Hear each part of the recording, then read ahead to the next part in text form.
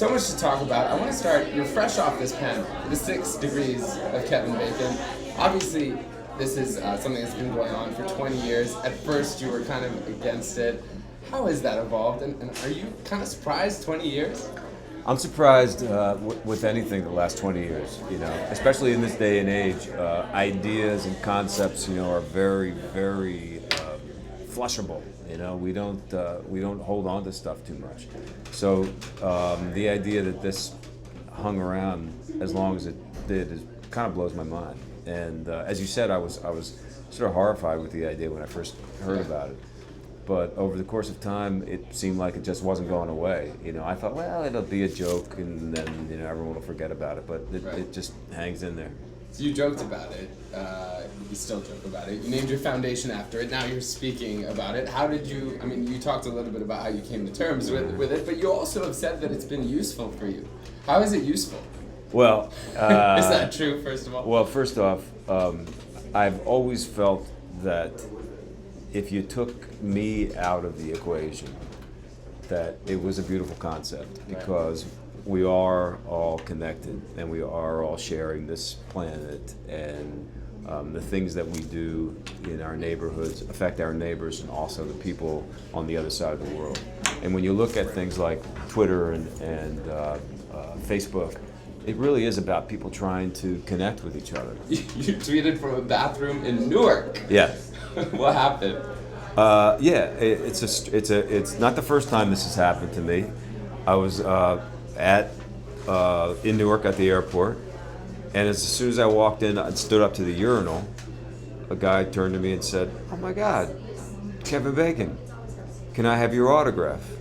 And I said, "Well, let me put this thing down first."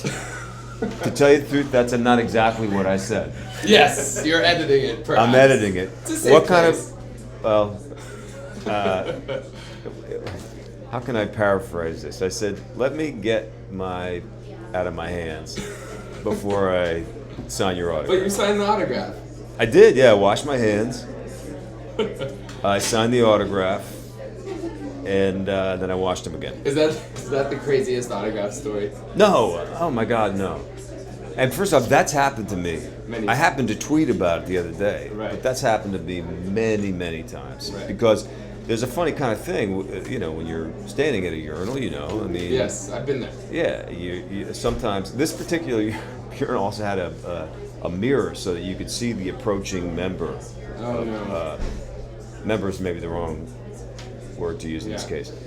I love actors. I love them, and I love to get into a scene with them and just connect with them. I feel so much for, I think a lot of times people look at what we do as, being sort of glamorous and stuff. And, what I'm always responding to is the vulnerability that actors show in the way that they open their hearts up to both to the audience and to each other. So, I'm so lucky in that I've had so many great people that I've gotten a chance to work with, and I hope it continues. Does anyone stand out off the top of your head?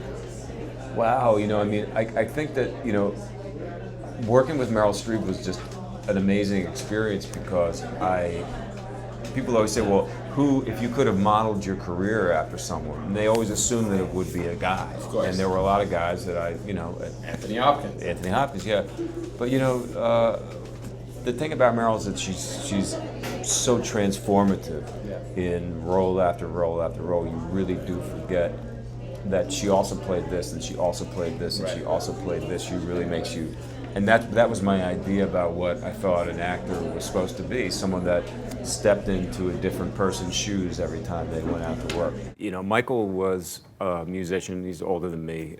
From the time I was a little tiny boy, I could hear him playing music, writing songs. He plays the cello, he plays the oboe, he plays guitar, he plays pretty much anything.